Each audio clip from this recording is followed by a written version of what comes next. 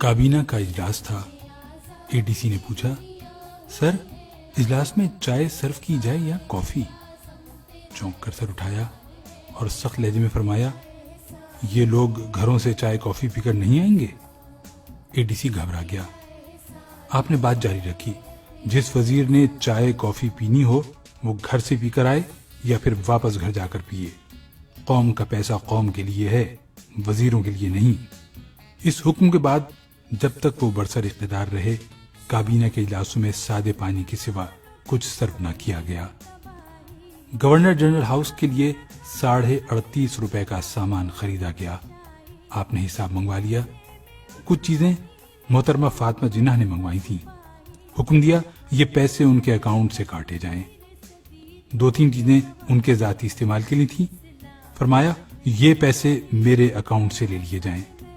باقی چیزیں governor general house کے لیے تھیں۔ فرمایا ٹھیک ہے، یہ رقم سرکاری خزانے سے ادا کر دی جائے، لیکن آئندہ احتیاط کی جائے۔ برطانوی بادشاہ کا بھائی ڈیوک آف گلوسٹر پاکستان کے دورے پر آ رہا تھا۔ برطانوی سفیر نے درخواست کی، آپ اسے ایئرپورٹ پر خوش آمدید کہہ دیں۔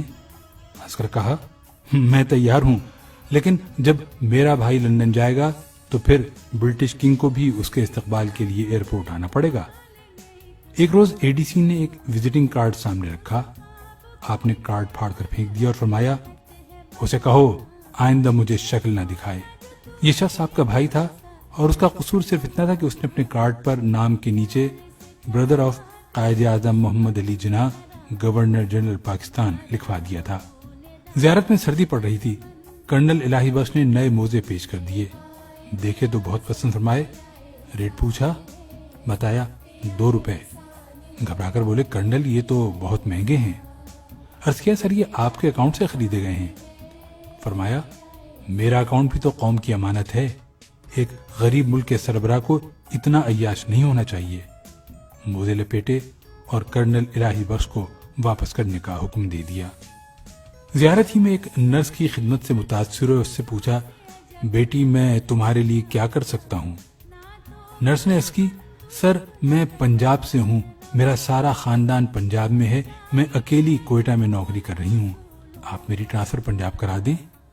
اداس لہجے میں جواب دیا، سوری بیٹی، یہ محکمہ صحت کا کام ہے، گورنر جنرل کا نہیں۔ اپنے طیارے میں رائٹنگ ٹیبل لگوانے کا آرڈر دے دیا۔ فائل وزارت خزانہ پہنچی تو وزیر خزانہ نے اجازت تو دے دی، لیکن یہ نوٹ لکھ دیا، گورنر جنرل اس قسم کے احکامات سے پہلے وزارت خزانہ سے اجازت کے پابند ہیں۔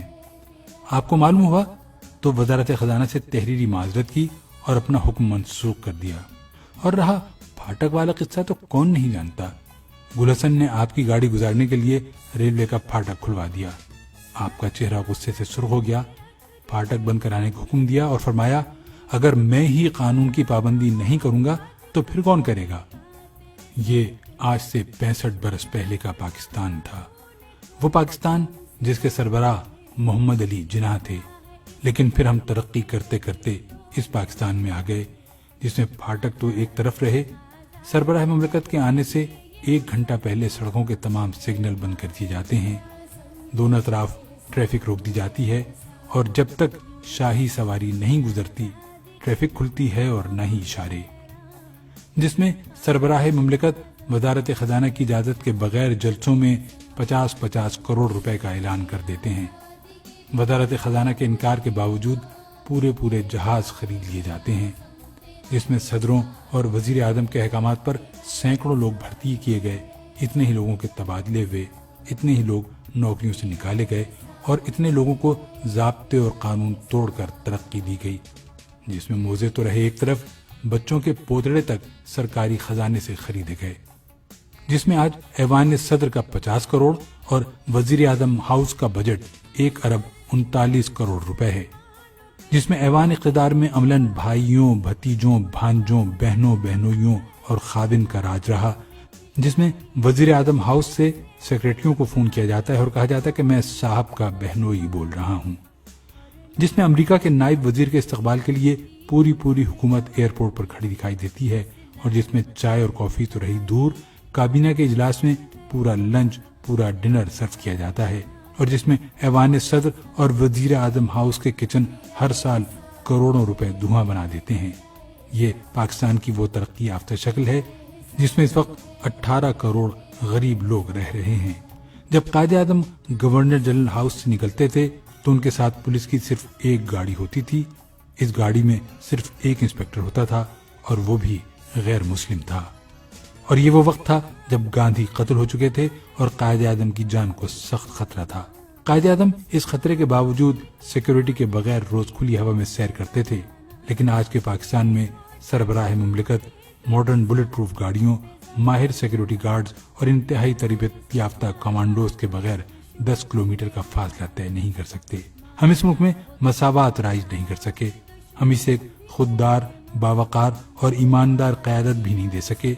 یہ نہ دیں، ہم اسے جدید، ترقی یافتہ اور پرامن ملک نہیں بنا سکے، نہ بنائیں، لیکن ہم اسے واپس 1948 تک تو لے جا سکتے ہیں۔